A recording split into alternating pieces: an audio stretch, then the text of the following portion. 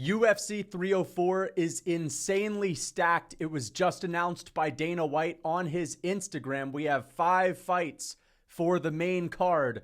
Leon Edwards versus Belal Muhammad is finally here. Belal, thank goodness, is getting his well-deserved title shot after beating 5 top 10 people. Tom Aspinall is going to defend his interim belt against Curtis Blaydes. At this point, I mean, we all know that the John Jones versus Stipe heavyweight fight is a fucking joke, and that Tom Aspinall is probably going to be considered the true champ after this one if he defends that interim title, which he shouldn't have to do. But Tom Aspinall is the co-main event. Feature fight. Paddy Pimblett is getting his toughest opponent yet. That is Bobby Green. I love this matchup because it's a dangerous fight. If Bobby Green gets going, we know what he's capable of doing, and he's one of those old crafty vets that still has his speed. He could destroy Paddy Pimblett in there, or maybe Paddy can prove that he's elite on the ground, and maybe he can get a submission. We have Mokaev versus Manel Kape in the second fight on this card. First fight, Arnold Allen returns, one of the best, most slept on featherweights on the roster. He's going to fight Giga Chikadze, who's a little bit of an old head at this point, but that's an absolute banger of a matchup as well. Arnold Allen is probably going to put on a great showcase. So let's talk about this card. First off, the main event. It's good that Belal's finally getting his shot. He deserves it. I don't want to see anyone. I damn near threw up in my mouth when I saw someone comment, and I don't know if this was bait, but someone said something along the lines of, dude, it's too soon for Belal. He doesn't deserve the shot. What the heck, man? Yeah, enough, all right? That better be bait. Belal Muhammad deserves this title shot. He's beat Wonderboy Thompson. He's beat Sean Brady. He's beat Gilbert Burns, and he was promised a fight for the belt if he were to win that fight. He's beat Vicente Luque. I can keep going down the list. Belal Muhammad deserves this shot 100%, but he's going to be 36 by the time he fights Leon Edwards. I believe that this card in Manchester is going to be July 27th. Belal's birthday is a few weeks before that. He's going to be 36 years old. Leon Edwards is still, I believe, 31. Maybe he'll be 32, but Leon is in his prime. And we got to think about the stylistic matchup here. I know a lot of people are picking Belal because I noticed that a lot of hardcore fans, because Belal has been hated on for so long, everyone kind of agrees that he's underrated, and people are starting to come around to the idea of Belal. You know, he's actually good. He's not just fluking it anymore. He's good. He might not be that entertaining, but he has a very efficient style, and he has a good ability to game plan. But a lot of hardcore fans, in my opinion, have been taking that and going a little bit too far with it and saying, you know what, maturing, you know how they say maturing is realizing that Belal's actually good, but that he's actually better than Leon. No, you're going too far with it, all right? Belal Muhammad's good. We all know it now, but he's not better than Leon Edwards in my opinion, okay? I know people are going to pick him, and I hope he wins because I think that Leon Edwards is one of the most boring champions in the UFC right now, outside of the fact that he's fighting for titles, and that's the only thing that makes it interesting because it's a big fight. The welterweight title has always been something that's one of the most important titles in the sport, but Belal is going to be more entertaining. Belal actually sells his fights, and he's hyping this one up. This is the most heat that there's ever been on a Leon Edwards matchup, and we've had Leon Edwards fight Colby Covington, but him and Belal, they really don't like each other.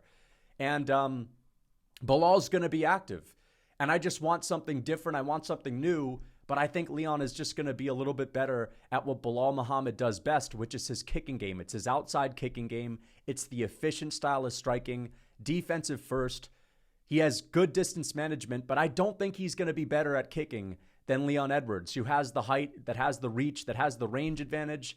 And also, yeah, Belal's good at managing distance, but Leon Edwards is probably even better. Leon Edwards is probably even, I don't know, faster than Belal as well. I mean, we saw them fight already. This is a rematch. And people act like, you know, that fight barely played out, and fair enough. It only ended after an eye poke in the second round, but Leon was tuning him up, and Leon actually hurt Belal in the first round. I don't think that he's going to knock Belal out, but I do believe that he can outkick Belal Muhammad. I think he can slow the fight down, and I think he's proven that when someone puts pressure on him, he can increase his output. Look at what he did against Kamaru Usman in the trilogy. He was on the back foot the whole time, yet he was still piecing up Usman. I think Belal's a better grappler than Usman. I think he's a little bit fresher than Usman was in the trilogy with Leon Edwards. He might be able to do better than these other guys when he gets the fight to the ground, and he's also like a bigger, stronger grappler than Colby Covington.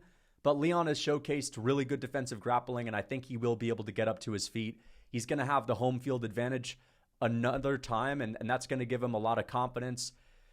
So, yeah, I think Leon Edwards is going to win this via a boring decision, just being slightly better than Belal Muhammad and always just barely getting by whoever he's in front of. But let me know what you guys think in the comments. Let's get on to the co-main event. Curtis Blaydes, big plotty man Blaydes, versus Tom Aspinall, the rematch. I know that there are going to be some people that are saying, dude, Blaydes is going to beat him again, as if the first fight wasn't an absolute fluke. Tom Aspinall is probably going to KO Curtis Blaydes in the first round. I don't think that's a hot take. I think most of you guys would be agreeing with that.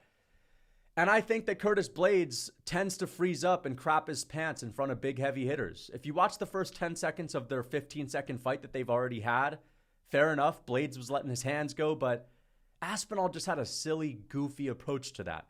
He looked like he was just swinging for the fences. He was leaving his chin right there on the center line.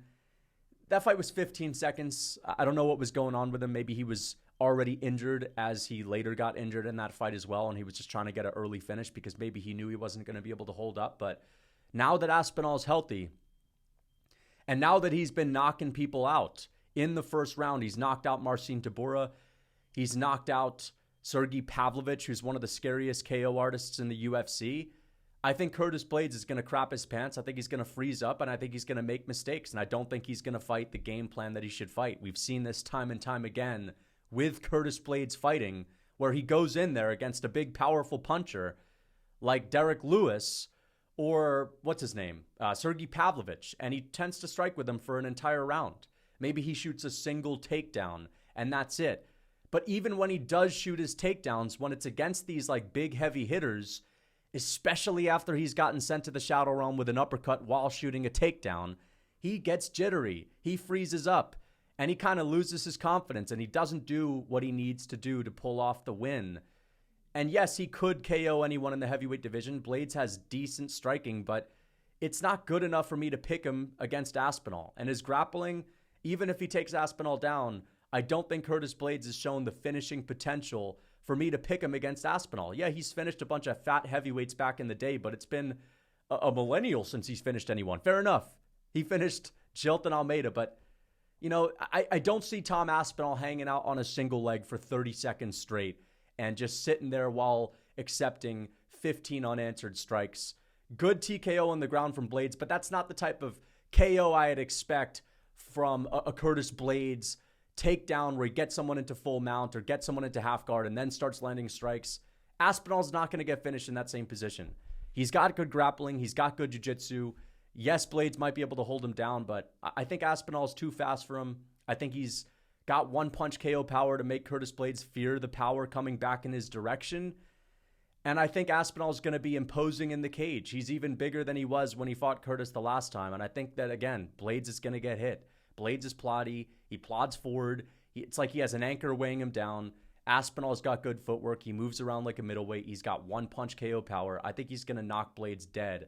And I think that we are going to see Jon Jones have more flack than ever before because he's going to keep up the Stipe Miocic tirade. And every single time Tom Aspinall defends his belt, it's going to bring more shame to the Jones fans and Jon Jones and the whole Jones and Stipe Miocic matchup and Dana White and the matchmakers, because that fight becomes even more pathetic with every single time the interim champion of the world will not be fighting the actual champion of the world because the champion of the world is scared of him. So Aspinall is going to be considered the true champ after defending his interim belt. And he should be, because I think that it's ridiculous for Jon Jones to be defending against a 41-year-old man that's not fought in 4 years. But let's get on to the next one. Paddy Pimblett versus Bobby Green. I think Bobby Green is going to torch Paddy Pimblett. I think he's going to absolutely torch him. Paddy's been out of the cage for so long. And who's the last guy that he beat? Tony Ferguson? Bobby Green had a better victory over Tony Ferguson than Paddy Pimblett. And Pimblett fought a Tony Ferguson that was 6 months older, 6 months further into the Mr. Krabs without the shell universe, or Mr. Krabs the shell only universe. And I think that honestly, Paddy Pimblett is a good grappler. I'm not going to be one of these guys that just says, to be honest, he's a little bit overrated. John Anik made a post about how Pimblett's overrated. Like, have you been living under a rock? We know that Paddy Pimblett is not going to be a top 5 fighter, but he's a good grappler. He's a strong grappler. He's a big lightweight, but he's been out of the cage for a year. He just had a couple of kids, God bless him. But I don't know. I feel like that could be good for fighters sometimes. It could light a fire under them. And I think for Paddy, it might light a fire under him. But it's just so easy to look past Paddy Pimblett sometimes because he gets so fat in the offseason and he just doesn't take care of himself the way that a professional athlete should take care of themselves by staying fit and staying in shape. And I think that Bobby Green, who's always in shape, who's, as I said, one of these old heads that's actually still super fast, that if Paddy doesn't beat the shit out of Bobby Green and take him down easily in the first round, and to be honest, he's not really known for his takedowns, I think Bobby Green's going to tune him up, and I think Bobby Green's going to beat the shit out of him and maybe knock him out. All right? Bobby definitely has a suspect chin. I will say that, and Paddy did drop Tony. Paddy does have some thud in his punches. I could see him dropping Bobby Green, taking him down, subbing him. I could definitely see that because Green gets rocked in basically every single one of his fights now. Almost got dropped twice against Jim Miller. But I think Jim Miller is arguably on the same level as Paddy Pimblett when it comes to grappling. And, he shot his takedowns and he missed them. He had his opportunities to grapple and he missed it and he got his shit kicked in. And I think Jim Miller's more dangerous than Paddy Pimblett. I think Jim Miller's a little crafty. I think he's a little bit sneaky and he can catch you with those punches that you don't think he's going to catch you with. Whereas Paddy Pimblett, you kind of know what you're going to get. And also, Bobby Green just has so much experience. If he finds his flow, he's basically unstoppable against this level of opponent. I'm going with Bobby Green. I think he's going to torch Pimblett and give him his first real L, on paper at least. But we've seen Pimblett lose. All right, so I'm going to pick Bobby Green. I give him like a 60% chance, 65% chance to win this fight. But don't be surprised if we see Paddy Pimblett land a knockdown. None of us thought that Chase Hooper was going to knock down Vyacheslav Borshev. None of us thought that was going to happen, yet it did. He has the threat of the takedown. He's a big, strong grappler, but he's not Islam Makhachev, and we've not seen so many people finish Bobby Green on the ground. We've seen him out there against good, decent grapplers that have not been able to finish him. I don't think Paddy's going to be the one to do it. All right, he couldn't finish Tony Ferguson. Bobby Green did. Like, that's just crazy that Green was able to submit him, not Paddy, though. Let's get on to the next one. Muhammad Mokaev versus Manel Kape. I love the fight. I think Manel Kape is going to make that interesting just because he has a personality in the flyweight division, which is extremely rare. That seems to be the only thing that's holding the flyweight division back. I made a whole video on this, but the truth is the flyweight division, nobody talks shit. Nobody sells fights, and Manel Kape is going to make this somewhat interesting. I think he is going to beat Muhammad Mokaev. Maybe Muhammad Mokaev can smudge him up against the fence and pull off a third-round submission as he has the third-round capabilities, but early on, he's not dangerous. I think he's too clunky and green on the feet, and he doesn't have any power in his hands. I think he's going to get tuned up early, and I'm going to pick Manel Kape by decision, winning the first 2 rounds on damage, maybe losing the third. Let's get on to the next one. Arnold Allen is going to beat the crap out of Giga Chikadze. Giga Chikadze's performance against Edson Barboza was one of the most impressive striking showcases I've ever seen. He made Edson Barboza look slow back in the day. And, I mean, he looked like a wizard out there. It was a technical maestro.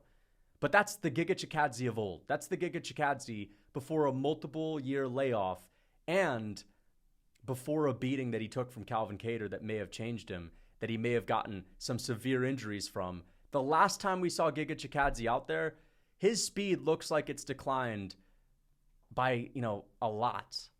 He doesn't look as fast and dynamic. And I think that without his speed, without him being exceptionally fast compared to the rest of these guys, I don't think he's got crazy power. I think he deteriorates a lot. He had a very close fight with, Alex Caceres.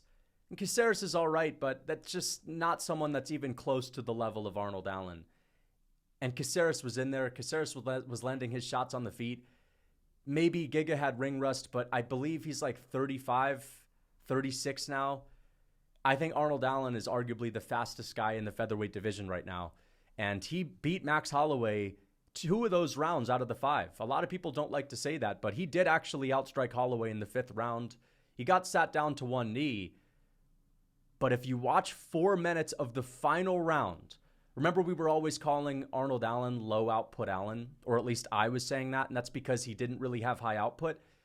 He outstruck Holloway in a 5th round of a fight, walked him down, and outstruck him in the 5th round. Also took the 2nd round off of Holloway. I know styles make fights, but Arnold Allen is one of the best strikers in the UFC. He's probably the fastest guy in this division, and he's coming off of a win, whether you like it or not. He beat Movsar Evloev, and I'm a fan of Evloev. I actually think Evloev's underrated. I think he's underratedly entertaining, but he beat Evloev in the 1st round. He easily won the 3rd round. He's coming off of a win over an undefeated fighter as far as I'm concerned, and he's going down in competition to face someone that is not known for the craziest finishing potential. I know he's got good body kicks. I know he finished Edson Barboza, but, to be honest, I don't think he's the same guy anymore, and I think that Arnold Allen is probably going to get a TKO, a much-needed TKO, and he's going to have a showcase performance. So let me know what you guys think. I absolutely love this UK card. I think it's stacked. All right, we have 2 amazing fights at the top of it, Leon Edwards versus Belal Muhammad. It's refreshing that we're getting the best 2 fighters in the division. This is truly one of those fights that only a hardcore fan could appreciate. And I'm not going to sit here and act like they're that entertaining. These are somewhat boring fighters, 100%, but they are truly the best in the world. And this is so much better than seeing Colby Covington get a totally undeserved title shot. And I'm happy that Belal Muhammad's getting his shot because it seemed like he might never get it. And I was going to make a whole video on that. If the UFC were to give this to anyone else, I was going to rant about that. Good for Belal Muhammad. He's finally getting his shot. I think Aspinall gets a 1st round KO. I think Muhammad Mokaev gets beat by Manel Kape by decision. And I think Arnold Allen is going to get a TKO. I think Bobby Green is going to win on decision. Let me know what you guys think in the comments. Until next time.